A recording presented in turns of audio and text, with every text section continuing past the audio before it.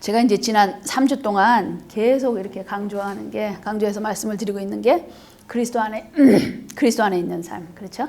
그리스도 안에 거하는 삶, 그리스도와 연합하는 삶, 하나님 나라의 삶. 네, 그 그리스도 안에 있는다는 거, 그리스도 안에 거한다는 거, live in Christ, walk in the Christ, 그렇죠?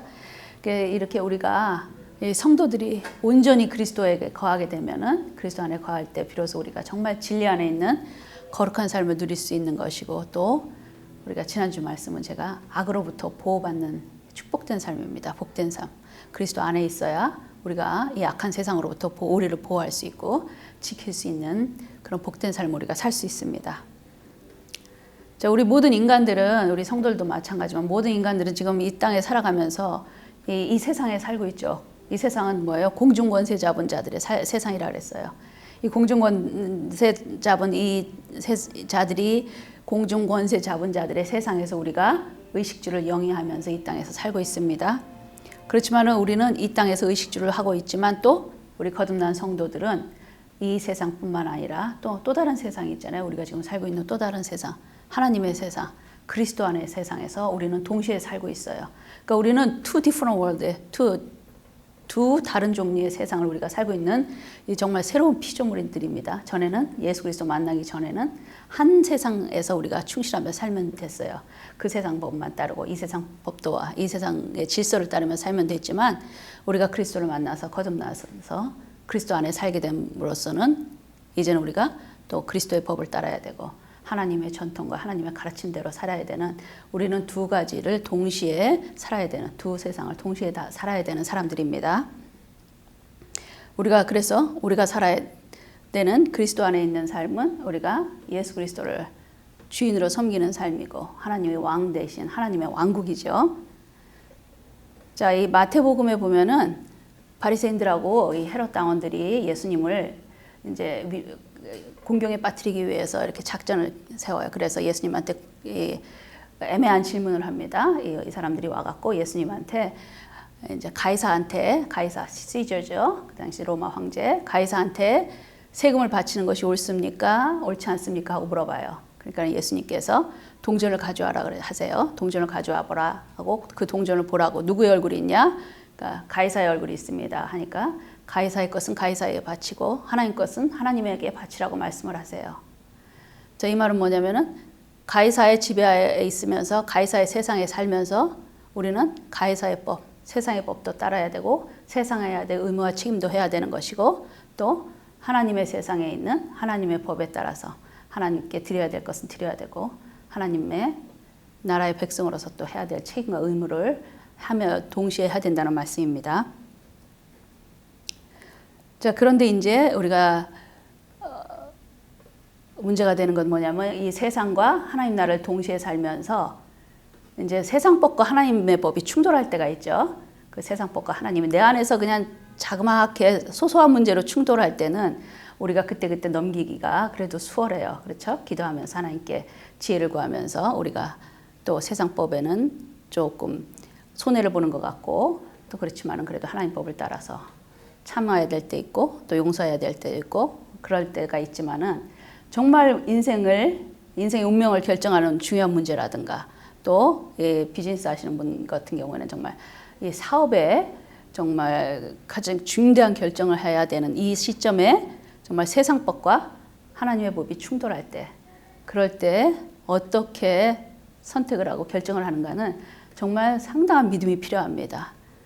그렇기 때문에 정말 그 믿음이라는 것이 평소에 우리가 삶 가운데, 생활 가운데서 작은 일부터 하나하나 그런 연습이 되지 않으면은 정말 우리가 어렵고 힘든 중요한 상황에 직면했을 때 정말 하나님이 원하시는 하나님의 법대로 하나님 나라의 국민으로서 예수 그리스도의 제자로서 선택해야 될 그 어려운 상황에 직면하게 될 수도 있습니다. 그러니까 그 극단적이니까 어려운 예를 우리 가까운, 벌써 우리나라 대한민국 역사에서도 그런 예들이 있었죠. 정말 운명, 생명을, 목숨을 건 결정을 해야 되는 상황들. 일제 치하에서 한일 합방 때 일본 사람들이 조선 전체에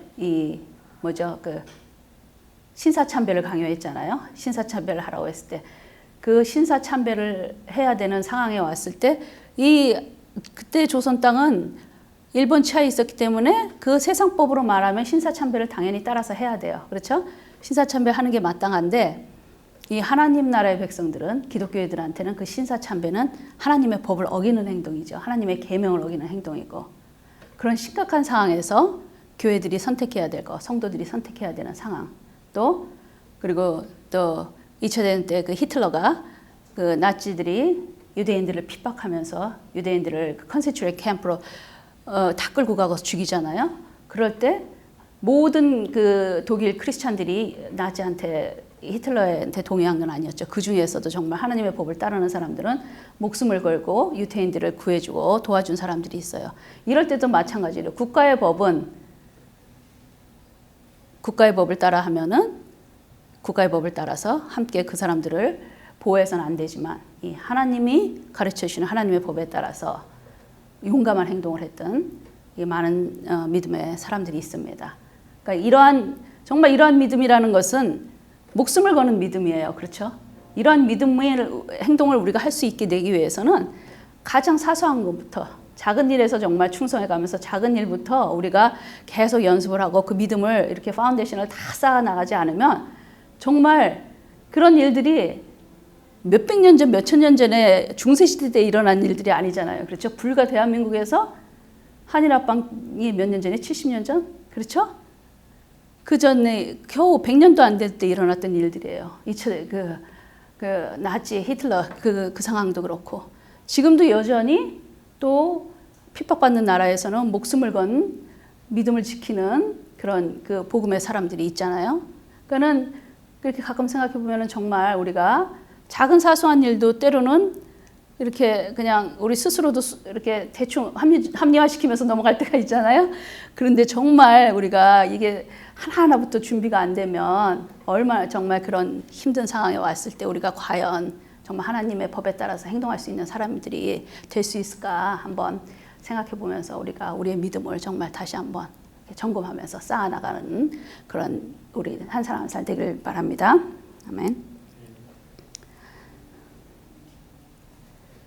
자, 이렇게 우리가 이렇게 정말 하나님 앞에 믿음이 쌓여 있지 않으면은 우리가 우리 행동으로도 하나님 앞에 죄를 질 수도 있는 것이고 또 그 믿음이 예수 그리스도에 대한 믿음, 하나님의 법에 따른 믿음이 우리 안에 확고히 뿌리 내리지 않으면은 정말 오늘 우리 읽은 본문대로 교회 안에 또는 우리 주변에서 헛된 속임수로, 헛된 가르침으로 이 미혹을 하는 그러한 영향에 노출됐을 때 정말 이 헛된 속임수에 빠져버리기가 쉽다는 것을 지금 사도 바울이 이 골로새서를 통해서 우리들한테 지금 알려주고 있습니다. 말씀을 하고 있어요. 오늘 골로새서 2장 8절을 보면은 오늘 본문 2장 8절을 보면요. 보이죠? 한번 읽어주시겠어요?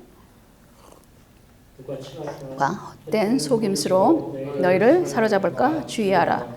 이것은 사람의 전통과 세상의 초등학문을 따름이요 그리스도를 따름이 아님이라고 사도 바울은 말합니다. 자, 이렇게 사도 바울이 말했죠. 그리고 또 마태복음 7장 9절에서 예수님께서는 예수님도 같은 말씀을 하셨어요. 너희가 사람의 전통을 지키려고 하나님의 계명을 저버린다 하면서 이 율법의 전통에 그 율법에 얽매여 갖고 하나님 말씀을 경시하는 바리새인들을 심하게 책망하셨어요. 예수님께서.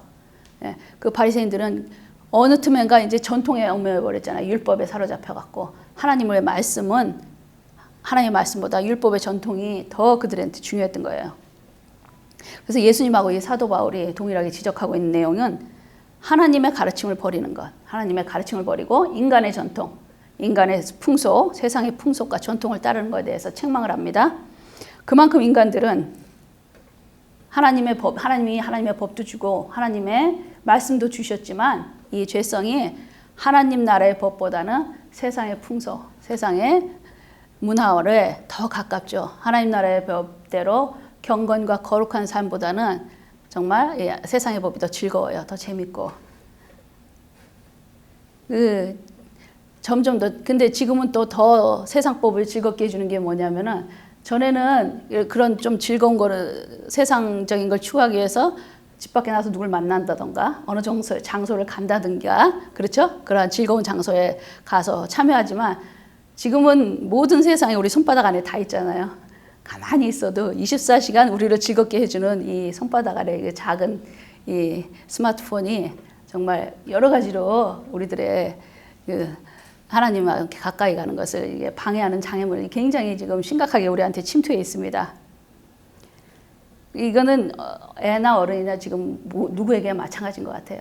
저 역시도 항상 스트럭을 하고 있어요. 아침에 일어나서 하나님의 말씀과 경건의 시간을 먼저 가져야 되는데 어떨 때는 먼저 이걸 쳐다보고 있는데 자꾸 안 하려고 그래도 그게 이렇게 습관적으로 이렇게 되더라고요. 그래.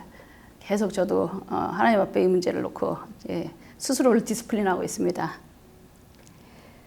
이 바울은 이 골로새서 1장 2장을 통해서 이 사도 바울이 지금 골로새서를 쓰고 있는 이 상황은 사도 바울이 지금 로마 감옥에 갇혀 있는 상황이에요.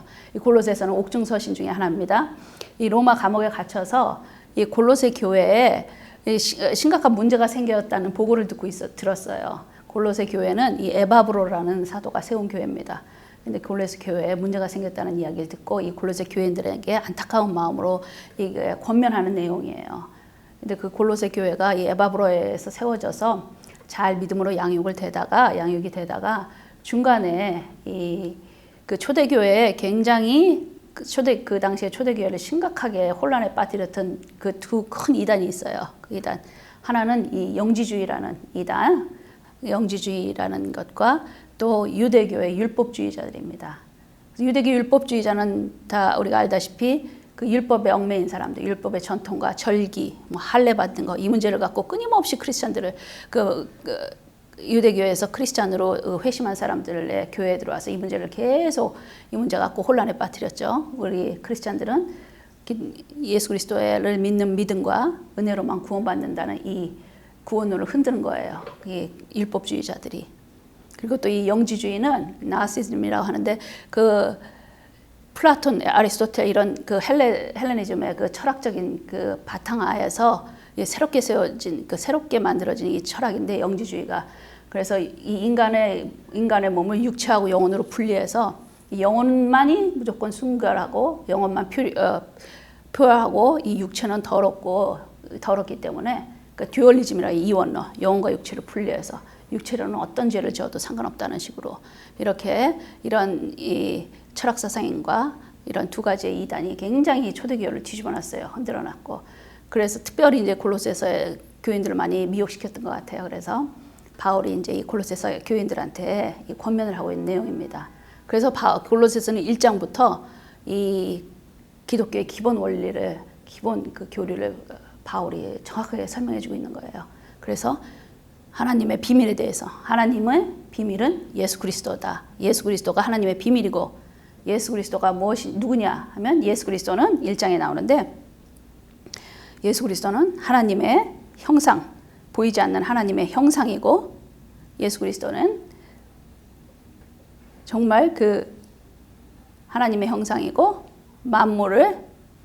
만물이 예수 그리스도에 의해서 창조되었고 만물이 예수 그리스도를 위해서 창조되었고 또 예수 그리스도를 통해서 우리가 구원받는다는 그 복음의 기본 진리를 이 사도 바울이 골로새 1장부터 나타내주고 있어요. 그 골로새 교인들한테 그 편지를 쓰고 있습니다. 그래서 예수님은 하나님의 보이지 않는 형상, 이미지 오브 갓이고 인비저블 갓의 이미지고 모든 피조물보다 먼저 있었다고요. 모든 피조물보다. 그러니까 창세전에 하나님과 계신 존재고 예수님은 또 만물이 all creation, all thing이 예수님에 의해서 창조되었다는 거예요. Created by Christ. 그리고 이 만물들이 예수님을 위해서 창조되었다는 것을 바울이 강조하고 있습니다. 그러니까 만물이 우리 인간들도 예수님에 의해서 창조되고 예수님 위해서 창조된 거예요. 그리고 그 예수님께서 하신 일이 그 사랑하는 인간들을 위해서 인간들의 죄를 위해서 대속해 죽으셨고 또 부활하셔서 그 부활의 영광에 믿는 성도들을 함께 참여시킨다는 것을 강조를 하고 있어요. 이것이 바로 이 바울이 골로새 1장에서 한 이 기본 복음의 기본 진리가 바로 이 성경 66권에 계시하는 전체 가장 핵심 진리고 또 이 진리가 오늘 본문에 했듯이 모든 지혜와 지식의 근본입니다. 이 진리가 예수 그리스도가 진리고 이 진리는 모든 지혜와 지식의 근본.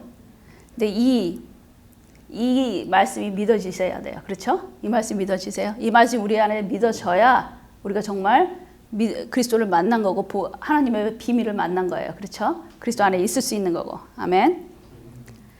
제가 계속 이렇게 강조하는 게 복음의 진리 연달아서 몇 주째 계속 그리스도 안에 있고 진리, 복음 강조하고 있는 게 그래서 진리가 무엇인가 말씀드렸고 또 악에서 구별되는 삶을 살아야 된다는 게 계속 이 교회에서 이 교회 얼마나 지금 한국에도 교회들이 많습니까? 대형 교회들 많잖아요. 크고 작은 교회들이 많은데 교회를 제가 만나본 많은 사람들이 교회를 정말 다니면서 정말 이 진리를 붙잡고 있지 않은 사람들이 상당히 많은 걸 봤습니다. 안타깝죠. 근데 본인이 그 문제에 대해서 정말 심각하게 이 문제를 심각하게 본인 스스로가 각자가 마음속에서 진리로 붙들고 있지 않으면 아까 말씀드렸듯이 우리가 어려운 상황에 닥쳤을 때 또 헛된 속임수, 교묘한 미혹에 들어왔을 때 지켜내기가 힘든 거예요. 처음부터 그러니까 이단의 그 헛된 가르침이라는 거는 초대교회부터 있었으니까 2000년간 계속 끊임없이 교회를 공격한 이 사단의 공격이에요. 그렇죠? 악의 공격입니다. 근데 처음부터 그리스도를 몰랐으면은 그래서 덜 안타깝겠지만 그리스도 안에서 교회 생활을 하고 예수님을 만났다고 하면 예수님을 믿는다고 하다가 헛된 속임수에 빠져서 이렇게 미혹되고 예수님을 버리게 되는 경우가 얼마나 안타깝습니까? 가장 불쌍하죠. 안타까운 불쌍한 영혼들이죠. 계속 제가 그래서 그 안타까운 영혼들에 대해서 이렇게 가슴이 아프고 또 이렇게 진리를 강조하는 게 제 주변 친척에서도 이단에 빠진 사람들이 너무나 많기 때문에 그러는 거예요. 안타깝기 때문에. 그래서 제가 다시 강조하는데 예수 그리스도 외에는 우리 예수 그리스도가 오직 하나님의 비밀이고 그리스도 외에는 어떤 다른 존재로도 우리가 구원을 받을 수 없다는 것을 반드시 명심하시기 바랍니다. 아멘. 자, 대적 마귀가 우는 사자처럼 두루 다닌다고 했어요. 두루 다니면서 삼킬 자를 찾는다고 했습니다. 베드로전서에. 이 사자가 배고프니까 얼마나 무서워요. 얼마나 막 우는 소리가 크겠습니까? 무섭게 다니면서 먹잇감을 찾는데 이 먹잇감 하나 딱 눈에 띄었으면 그 먹이를 놓치겠어요. 사자가. 어떻게든 잡아먹으려고 하죠. 그러니까는 이 정말 헛된 속임수에서 이렇게 예수 그리스도에 대한 믿음이 확실하지 않아서 이렇게 혼돈에 빠져 있고 약간 이 방황하는 이 중심을 그 본인보다도 이 사단 마귀는 정확하게 알아요. 그러니까 정확하게 놓치지 않고 그들을 공격합니다. 그렇기 때문에 정말 사자밥이 되지 않으려면 정말 믿음을 굳게 지켜야 한다고 우리 스스로가 각자 한 사람 한 사람 서로를 위해서 기도해 주면서 우리가 그런 생활을 해야 믿음을 우리가 늘 확증해 보아야 될 줄로 믿습니다. 아멘. 이러한 이 헛된 속임수에 빠지는 사람들에 대해서 사도 바울이 어떻게 이 오늘 본문에서 설명을 하고 있는지 한번 살펴보겠습니다.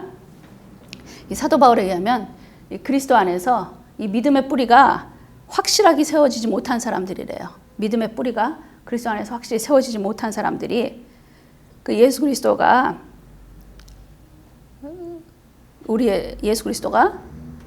나의 구세주고 세상의 구원주라는 이 확실히 그 믿음이 우리의 영과 혼과 관절과 골수에 사무쳐 있어야 돼요. 우리에게 확실하게 새겨져 있어야 그 헛된 속임수에 순간적으로 마음의 생각을 빼앗기지 않는 것입니다. 이게 확실하게 각인되어 있지 않으면은 사단은 뭐예요? 마귀가 가룟 유다에게 예수님을 팔 생각을 넣었다고 했어요. 그 생각으로 타고 들어오는 거예요. 어떠한 상황에서도 우리의 생각이 혼돈돼 있고 생각이 조금이라도 흔들릴 때 그 생각을 반드시 타고 들어옵니다. 그 에덴 동산에서도 마찬가지였죠. 하나님께서 에덴 동산에서 인간에게 모든 동산의 열매는 먹어도 되지만 이 선악을 알게 하는 나무 하나, 이 나무 하나만은 절대로 먹어서는 안 된다 그랬죠. 너희들이 반드시 죽으리라 하셨어요. 이 선악을 알게 하는 나무, the tree of the knowledge of God, tree of the knowledge, 그렇죠? good and evil. 그런데 이 간교한 뱀이 어떻게 하와한테 접근을 하죠? 바로 와서 단도직입적으로 한 게 아니에요. 하와의 생각을 혼돈을 시켜요. 와갖고 하는 말이, 하나님께서 참으로 너희들한테 동산에 있는 모든 열매를 먹지 말라고 하더냐? 그렇게 말하죠. 하나님께서는 모든 열매를 먹지 말라고 한 게 아니죠. 그러니까 하와가 뭐라고 대답해요? 동산의 나무의 열매는 다 먹을 수 있지만 중앙에 있는 나무의 열매는 하나님이 먹지도 말고 만지도 말라 하고 너희가 죽을까 하노라 하셨다 그래요. 그렇죠?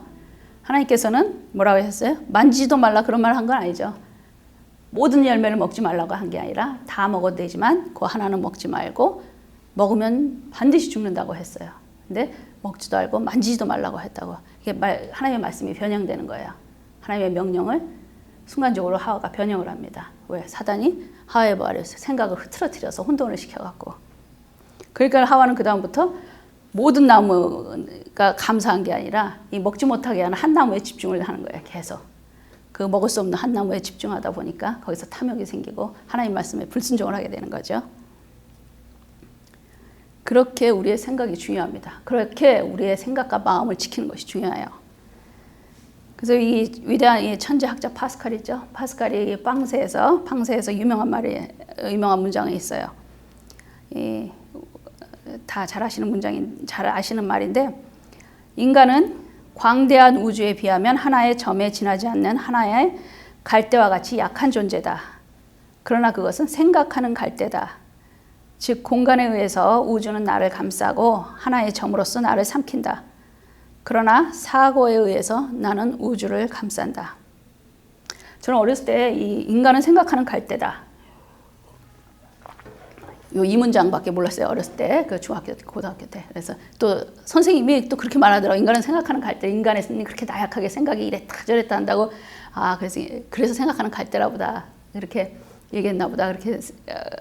그렇게 계속 이해하고 있었는데, 나중에 팡세 책을 다시 읽고 이 문장을 깊이 이렇게 자세히 생각을 해보니까, 이게 그 생각하는 갈대라는 그 생각에 이렇게 흔들림을 얘기하는 게 아니라, 인간은 정말 자세히 보면은 이 광대한 우주 공간에 비유해서 이 광대한 우주에, 우리가 우주를 한 번도 본 적도 없으니까 얼마나 광대한지 모르지만 엄청 광대하자 그러잖아요. 이 광대한 우주 공간에서 인간이라는 존재 하나의 점에 불과해요.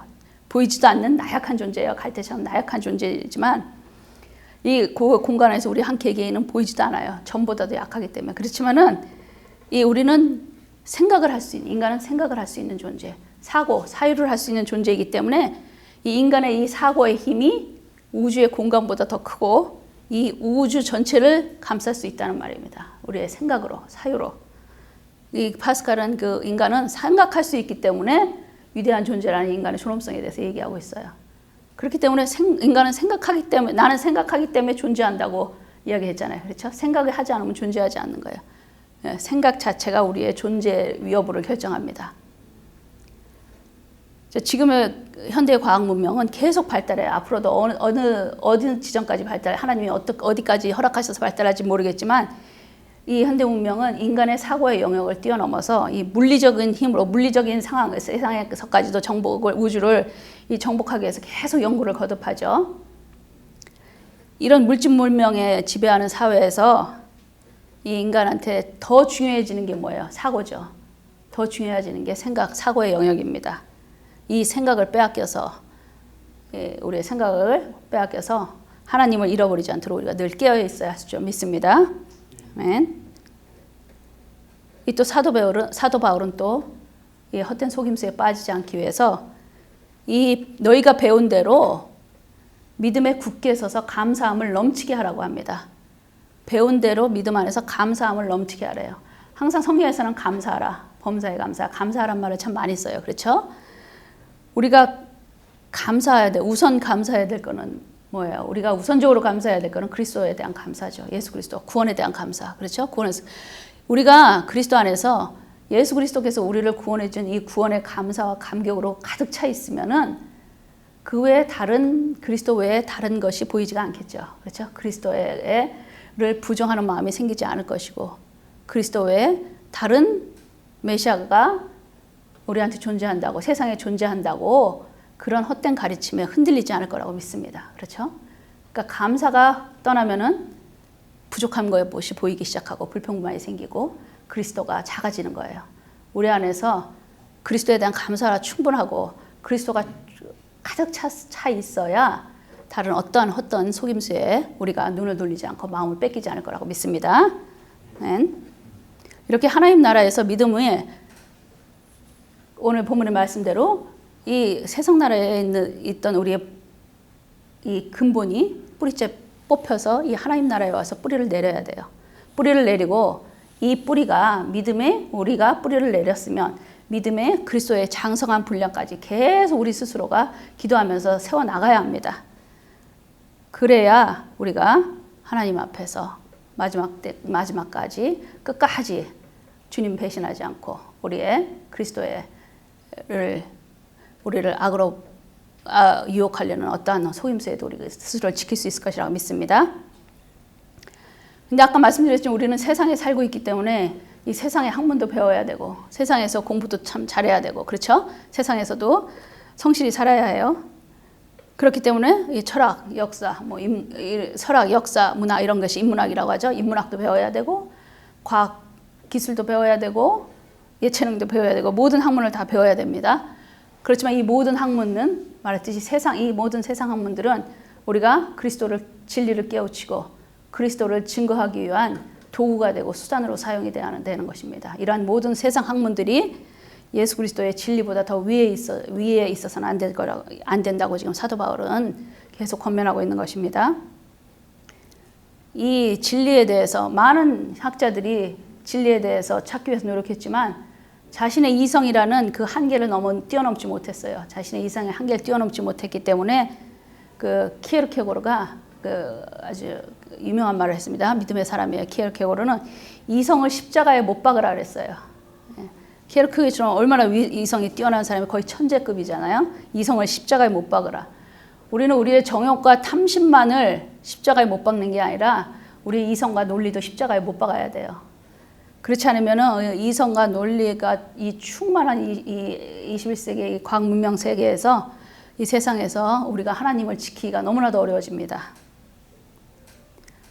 지난 100년 넘게 세상이 끊임없이 산업혁명 이후로 계속 물질만능주의, 유물론주의로 이 세상은 이 세상적인 가치 기준으로 이렇게 발달되어 왔잖아요. 계속 발달되어 온 이 사회 가치에 이 인간들이 한계를 느끼기 시작하는 거예요. 인간들이 한계를 느끼기 시작하고 거기에서 이 공허함이 옵니다. 왜? 인간은 영적인 존재이기 때문에 하나님으로부터밖에 채워질 수 없는 공간이 우리 인간에게 존재하잖아요. 그래서 이 사고를 할 수 있는 인간들이 이 위대한 인간들이 다시금 인간의 본질로 돌아가자. 인간의 우리 내면을 성찰해야 된다. 이래서 다시금 지금 인문학으로 돌아가기 시작하고 또 새로운 철학 사상을 만들어냈어요. 그래서 지금 이 20세기 후반부터 새롭게 이 문화를 우리 지금의 문화를 특별히 맨하탄과 그 대도시들을 지배하고 있는 문화는 이 뉴에이지 무브먼트예요. 그렇죠? 뉴에이지 사상은 뭐냐면은 그 범신론 사상이에요. 유일신을 부정합니다. 유일신 사상이 아니고 절대적인 진리를 혐오해요. 절대적인 진리는 없다는 것이고 모든 것이 상대적인 거죠. 절대 선도 없고. 이런 그 인문학과 그 뉴에이지 사상으로 지금 또 다시 교회로 밀고 들어오고 있죠. 그래서 이 자유주의 신학이라든가 여러 가지 이 신학에서도 이 뉴에이지 사상의 영향을 굉장히 많이 지금 받고 있습니다. 이 21세기에 정말 이 최고의 영향력이 있는 영향을 끼쳤던 스마트폰을 발명했던 스티브 잡스가 뭐라고 얘기했냐면 이 소크라테스하고 점심을 같이 먹을 수 있다면은 이 자기의 그 애플이 가진 모든 기술을 다 기술하고 바꾸겠다고 말했어요. 그리고 또 이 페이스북을 만들었던 그 마크 저커버그 있죠. 이 사람도 어렸을 때부터 자기는 그 그리스하고 라틴 클래식이죠. 문학을 원문으로 읽어왔대요. 이렇게 이런 정말 영향력 있는 사람들도 인문학과 철학에 대해서 집중하기 시작하고 하니까 이 사회에서도 인문학에 대해서 다시 집중하고 또 새로운 철학을 계속 탐구하기 시작합니다. 그러니까 안타깝게 그 예수에 대한 바람이 예수 무브먼트가 일어나는 게 아니라 다시 또 이제 세상 학문에 대한 무브먼트가 일어나고 있죠. 그렇지만 성경에서는 분명히 하나님께서는 여호와를 경외하는 것이 지식의 근본이라고 말씀하셨습니다. 모든 지혜와 지식의 근본이 여호와를 경외하는 것이라고 믿습니다. 아멘. 다시 말씀드리면 이 세상 학문을 우리가 꼭 필요하고 우리가 반드시 알아야 되고 공부를 해야 되지만 이 세상 학문으로 우리가 예수 그리스도를 진리를 깨닫는 데 사용해야 되고 복음 전파하는 데 사용하기 위해서 이 학문들을 익혀야 될 줄로 믿습니다. 그러니까 오직 진리인 하나님의 말씀, 복음을 붙들고 우리는 그리스도 안에서 복음으로 하나님의 말씀으로 붙들려 있어야 되는 삶을 사람들이 될 줄로 믿습니다. 이렇기 때문에 거듭나는 성도들이 살아가야 되는 세상은 쉬운 세상이 아니에요. 그렇죠? 우리는 두 가지 세상을 동시에 살아야 되고 또 두 가지 세상에서 동시에 다 모범적으로 살아야 되는데 이 두 가지 세상 중에서 이 두 가지 세상이 갈등하고 대립할 때 우리가 택해야 될 세상은 하나님이 통치하는 세상, 하나님의 세상을 선택해야 되는 그 상황에 하나님께서 그 상황을 우리의 직면하게 하셨을 때 우리가 정말 결단으로 하나님의 법을 따르고 하나님의 세상으로 우리가 돌이킬 수 있고 그 안에서 벗어나지 않는 그 믿음을 우리가 세우기 위해서 날마다 노력해야 될 줄로 믿습니다. 그래서 우리 주님이 다시 오신다고 약속하셨죠. 주님 다시 오실 때까지 우리가 그리스도, 하나님을 사랑하는 마음, 예수 그리스도의 감사와 기쁨과 사랑하는 마음을 우리의 생각을 빼앗기지 않는 축복된 저와 여러분 되시기를 그리스도 이름으로 축복합니다. 네, 기도하시겠습니다.